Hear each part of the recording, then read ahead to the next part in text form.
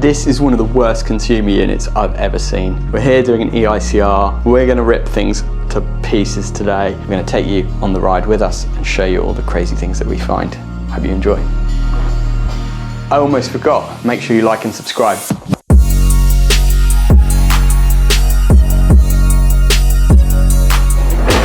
First things first, with EICRs, organisation is key in order to be efficient and quick about doing them. I'm gonna get my laptop set up here, a little desk to work on, all the tools, and then we're ready to go. So when we were here a couple of weeks ago, we did neat or not neat on this consumer unit. This is an absolute train wreck. Look at that. They have mushed the cables in. I was slightly shocked by this consumer unit, but I want to get Luke's reaction to it. So we're going to get Luke to take the board cover off and see what he thinks, because, you know, second opinion is always good. Maybe I was just being a bit too negative about it.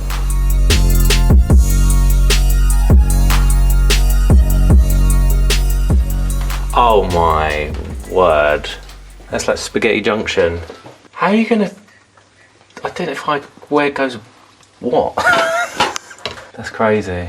I'm glad it wasn't just me who thought that. How are you actually going to identify where the cables go? It's like, how many cables can you mash into a tight space? I mean, I hope they're in some sort of order. So the first part of an EICR is always visual inspection.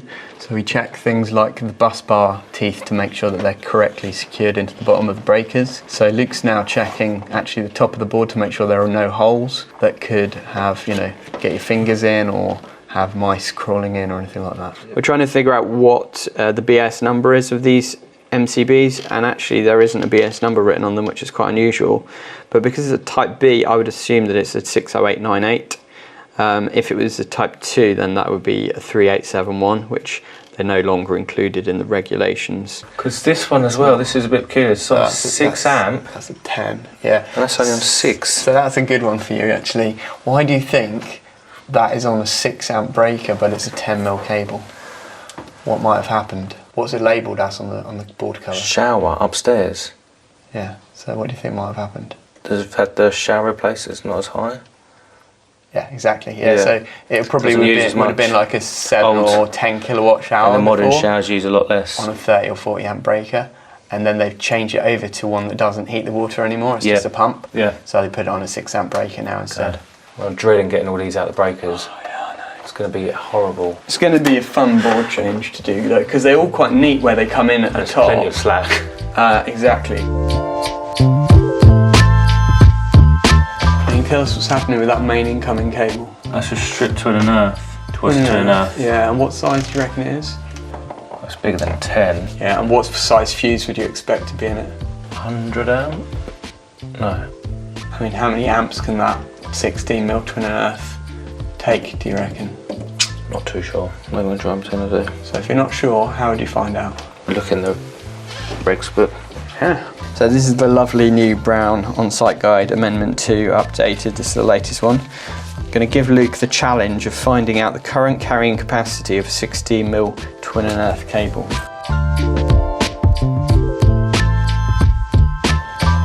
Where is it?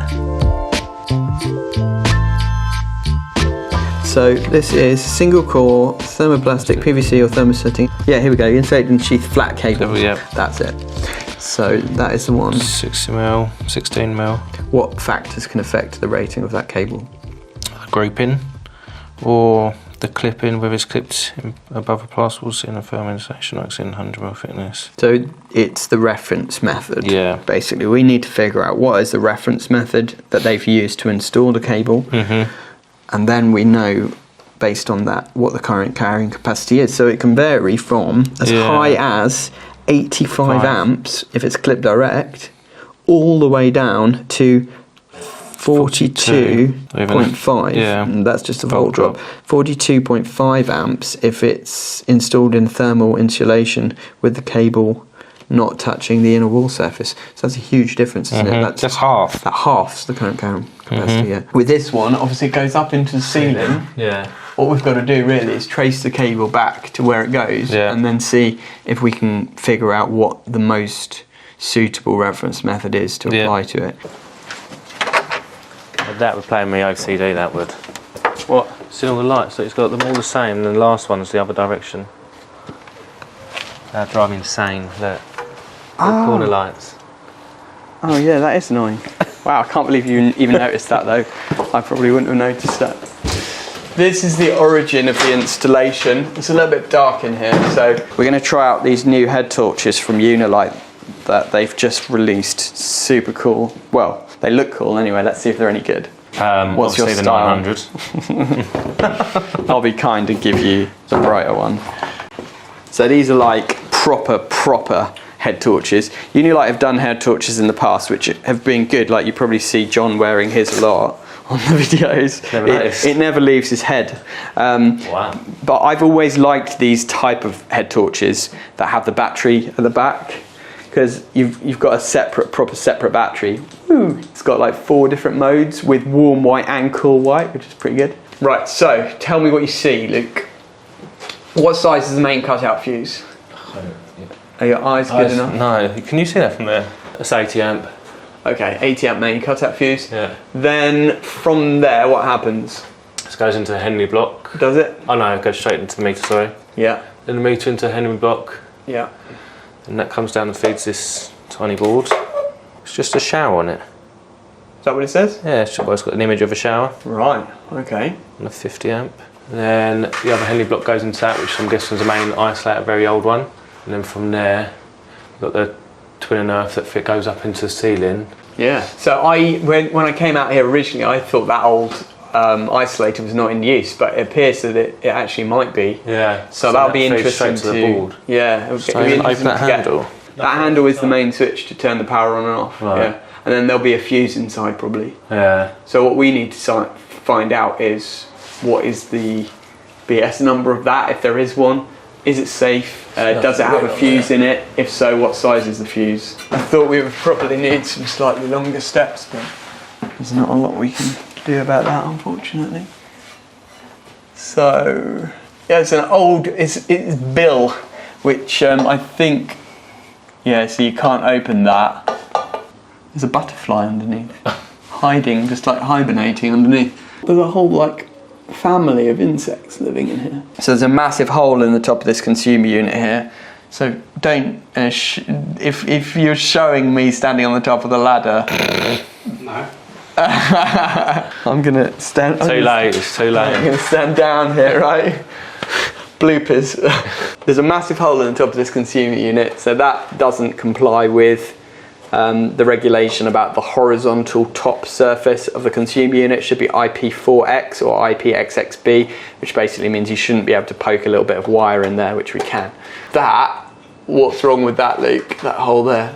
It's rather large. Yeah, there's no grommets or anything. Exactly, no grommet, no gland. You could tug on those and probably pull them out. Yeah.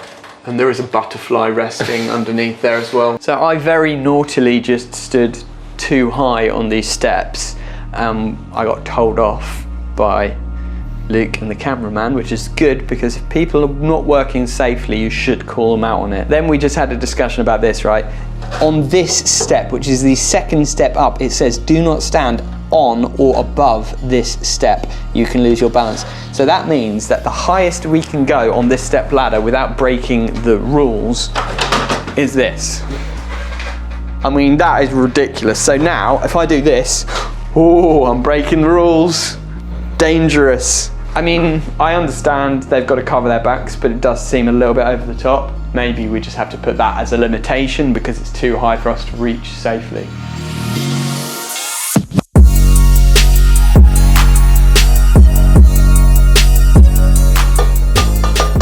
This whole thing is so rickety, and the twin and earth cable just goes in through the metal hole at the top, no grommet or anything. It is installed above this ceiling. I don't feel any insulation, so it's probably just clipped direct along the joists, in which case it's 85 amp rated, but there might even be a 100 amp fuse in there, so we do need to check that really.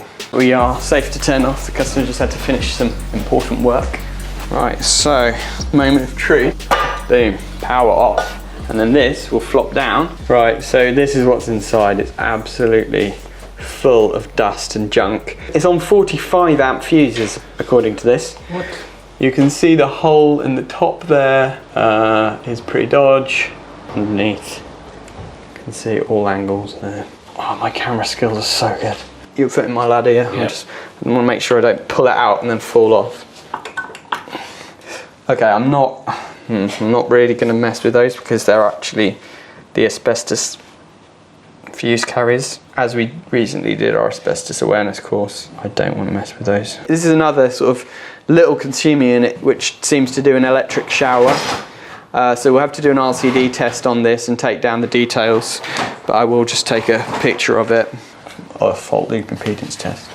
Is this where you take the main earthing conductor out and then test from there to live supply going into the board, and then you put it back in and we'll get PFC. But perfect. Yeah, great. Yeah.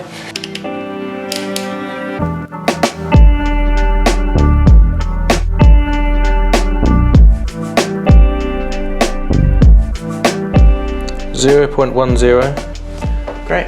So it's prospective short circuit current, instead of prospective fault current. Yeah. I mean, obviously it's good to do, but that's not asked for on the certificate, No, you need to put the highest of both. So you test. Yep. You test both, and then you put the highest reading between. Okay. So which one was highest? The prospective fault current.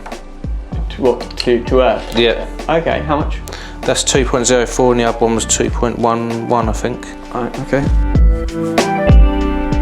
Just going to do global insulation resistance test just to see, like, if we go across all conductors, basically, what's the resistance. Very much doubt if it'll be a good reading, but it's worth to try.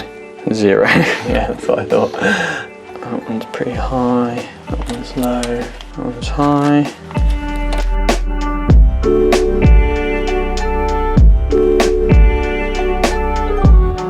So cameraman just asked, why don't we just wire a whole house in 10mm twin and earth cable? And the answer, I would love to know your thoughts in the comments, but how me and Luke answered it is, number one, 10mm twin and earth is very hard to work with because it's so stiff and thick. Number two, 10mm twin and earth has much more copper in it, so it's much more expensive. So then we said, well, how much more expensive is it? And we looked on the CEF website and it's £4.32 a metre for 10mm twin and earth versus 38p a metre for 1mm twin and earth. So you can see that actually 10mm twin and earth is more than 10 times the cost of 1mm. Hence why we don't oversize cables if it's not necessary. So we're going to do what's called a ring continuity test. On a ring circuit there are two conductors, one going around one side, one going around the other side, and they meet in the middle, or at least they should, but sometimes that ring is broken, so you need to check that it's continuous, otherwise the circuit is compromised essentially and the cables might end up getting overloaded. So Luke's going to take the conductors out of the breakers and the earth terminal, neutral terminal, and we'll test between them the resistance to make sure there's a continuous loop and that resistance is low enough for the kind of readings that we would normally require. All twisted, all the earths. Oh. All go into there. Oh no. Okay, so do you know a way around that? When you've got a mess of a consumer unit like that, rather than trying to take out conductors and then it'd be really difficult to get them back in, what is another way that we could do the ring continuity test? From the socket? Yeah. So let's do that. Yeah. Especially if they're twisted together at the board like that. Yeah. You don't want to be trying to untwist them and twist them back together. So while Luke's doing that, I'm going around just trying to find out which sockets are dead so that we know which sockets are on this circuit. And I do that using this device. You can get various different brands of them, but you just plug it in and it will beep if the socket is live. So that socket is completely dead. I'll turn off all the switch fuse connection units as well. Basically we disconnect all possible connected loads so that we don't get any interference from actual connected appliances when we do the insulation test reading. So when you've got appliances like this, how do you get to the sockets? Sometimes they're right behind, so you have to pull the appliances out. Some electricians would put that as a limitation to say that we could not test the sockets for the washing machine because they were behind and it's too heavy to lift, it's not safe or whatever. I mean, for us, we usually try and go the extra mile if we can, rather than just making unnecessary limitations. And actually in this case, we've got the socket for them is just down the side here, but I instantly see something really dodgy here, so let me show you that. So this is a washing machine and a dishwasher, both off one single socket. using this splitter plug. Together, combined, I should imagine that they take a lot more than 13 amps, and this thing is probably only rated at 13 amps anyway, so it is probably a fire risk. So this is 1,500 watts. How do you know how many amps that is in terms of, how could you calculate watts into amps? It's divided by 230. No. Yeah. Yes. Yeah. Yeah, that's right. Yeah. Double this myself. Yeah, that's great. Yeah. So if we do 7, just under 7, 6. a good bit of mental arithmetic there. Okay, so we do 1,500 watts divided by 230 volts. That gives us 6.5 amps. Okay, so this is not going to take that much power realistically. Let's look at the dishwasher and see how much that can take. 2,100 divided by 230, 9.1 amps. So 9.1 plus 6.5, you could potentially have 15.6 amps of power being drawn through that socket, and therefore through this, which I don't think is rated at 16 amps. No, it's not. It says there maximum 13 amps on it. So this could actually catch fire. That is a fire hazard, and we will note that on the report, but we'll just advise the customer that really they need to get that changed to double socket, or plug one of these appliances into a different socket rather than using a splitter. So as you can see, we're just trying to get the end-to-ends on the socket circuits, but it's an absolute mess. It's hard enough trying to find the live and the neutral legs, but on the earths they've actually twisted the legs in the sleeving as well, so obviously that makes it pretty much impossible to separate them through all this mess.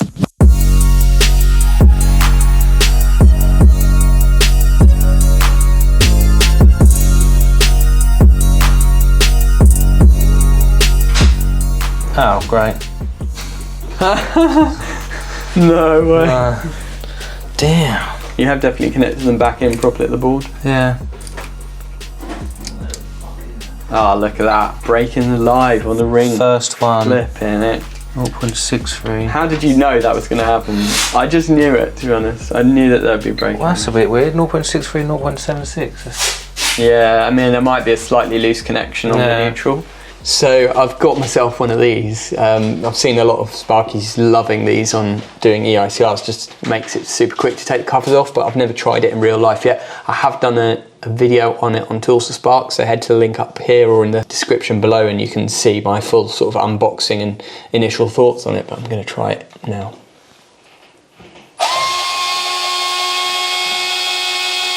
Oh yeah, I mean, that is so nice. So quick. Oh. Apart from when the screws are a little bit threaded.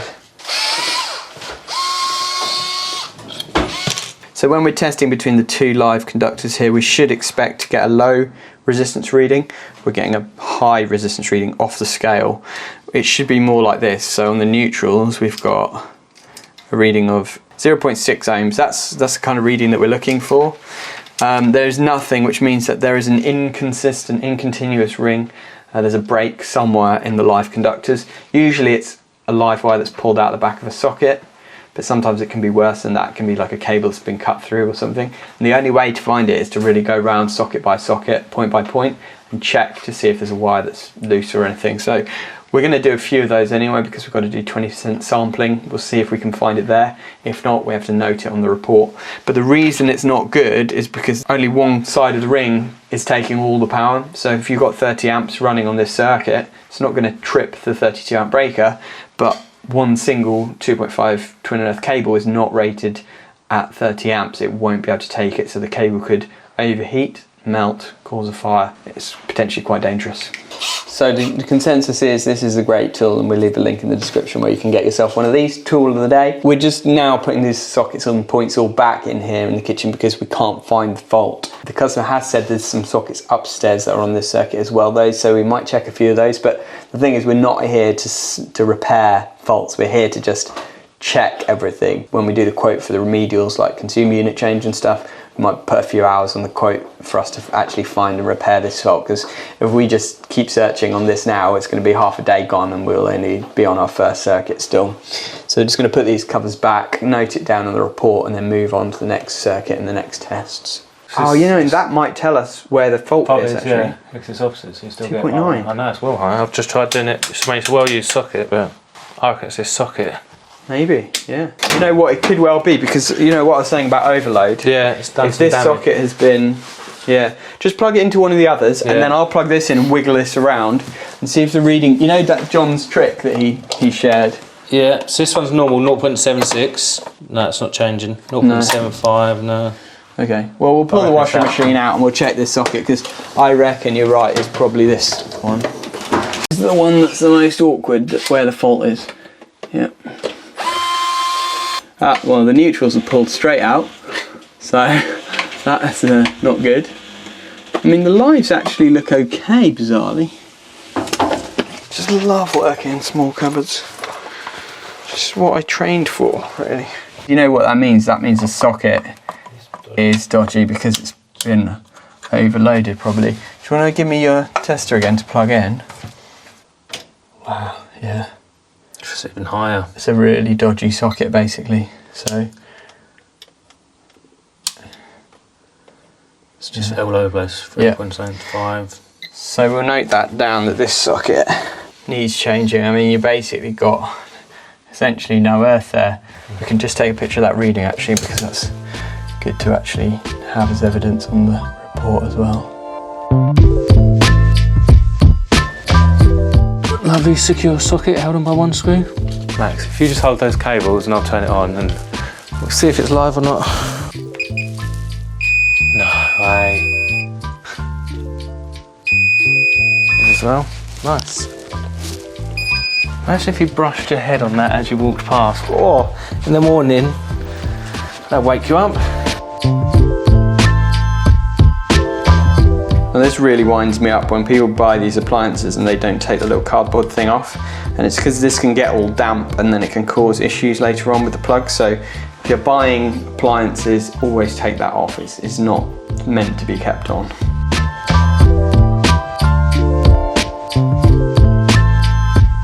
So guys, I've got an exciting announcement for you. We are hiring. We are looking for 2 more fully qualified and experienced electricians to join the Artisan team. So if you are a great electrician who takes pride in their work, if you're the kind of person who wants to do top-notch electrical work with great customer service and passion, and work for a team who has that same passion, then we would love to hear from you. If you drop us an email to jobs@artisanelectrics.co.uk, then we'll need 2 things from you. We need a CV and a short video of yourself telling us about you, what you do, what your experience is. If you can send that over, in the next couple of months we're going to be reviewing all the CVs that come in, and we're going to be arranging a group interview where we invite some of you along to meet the team and interview you, and then we'll shortlist the best candidates for a one-to-one interview. It's exciting times. We're growing here at Artisan, and we love for some great Sparkies to be part of the team. And we are particularly looking for anyone who's got experience with solar and battery storage and commercial type installs, especially on the EV side. So if your expertise is in there, we particularly love to hear from you. You do have to be from our area though, so we're looking for people who are from Cambridge, Cambridgeshire, surrounding areas, not too far from Cambridge, because otherwise you're going to be doing a heck of a lot of travelling. So I hope to hear from you guys soon.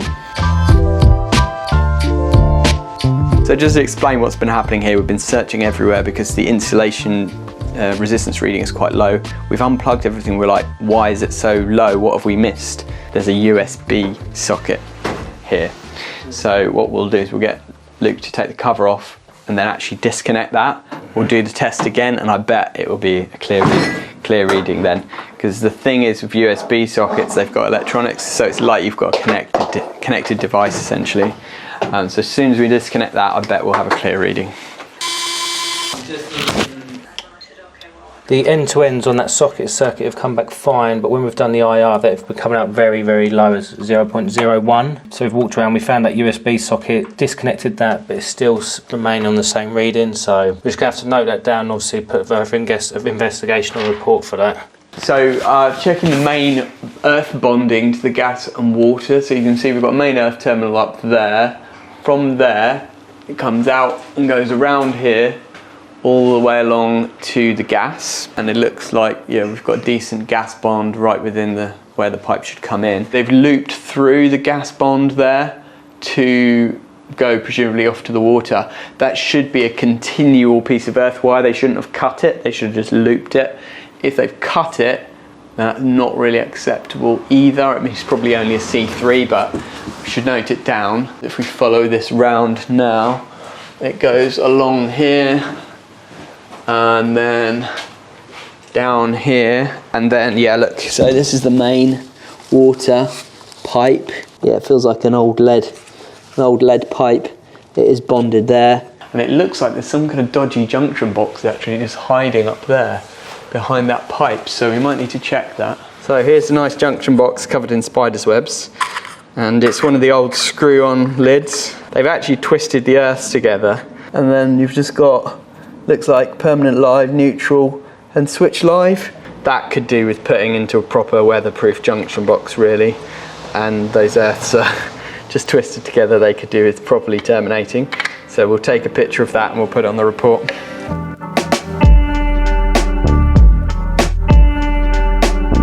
This really bugs me. They've clipped the earth cable with twin and earth clips. So the clips are way too big for the cable. They could have just used the proper clips. It's just lack of attention to detail and really bugs me. So while I'm having a little bite of lunch, I want to tell you about the new Artisan Discord, which is a special place we've created to be like an online community where people can talk about electrics. Whether you're an electrician, a trainee, a DIY enthusiast, or you just enjoy our channel, it's a community with over 1,000 people already where you can chat about various subjects regarding electricity. And I'm going to be on there regularly answering your questions, kind of live once a week for an hour. So if you want the chance to just sort of chat to me as well once a week, then it's a great opportunity to just sign up for that free Discord. To join up is really easy. There's a link in the description where you can find out more.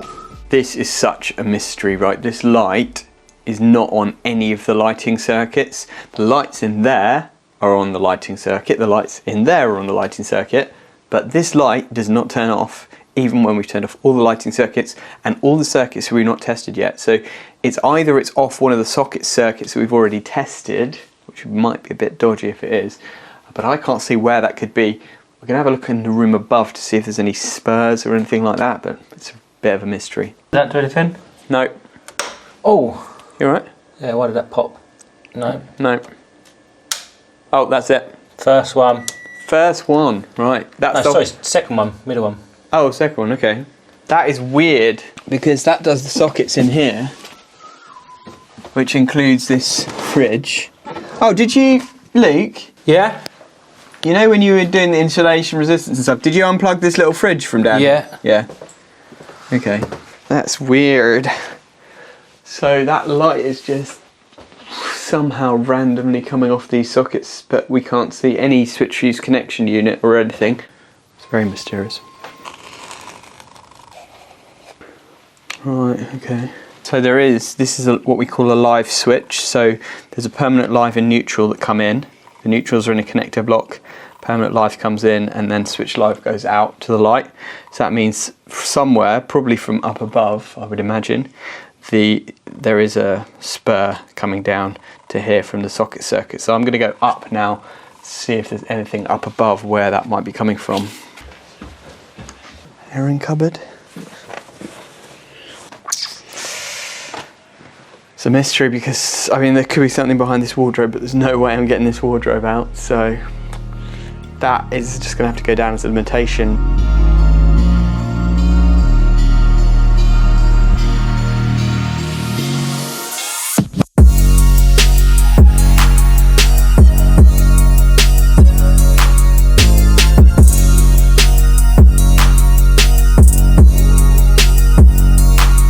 Check that out, oh my goodness.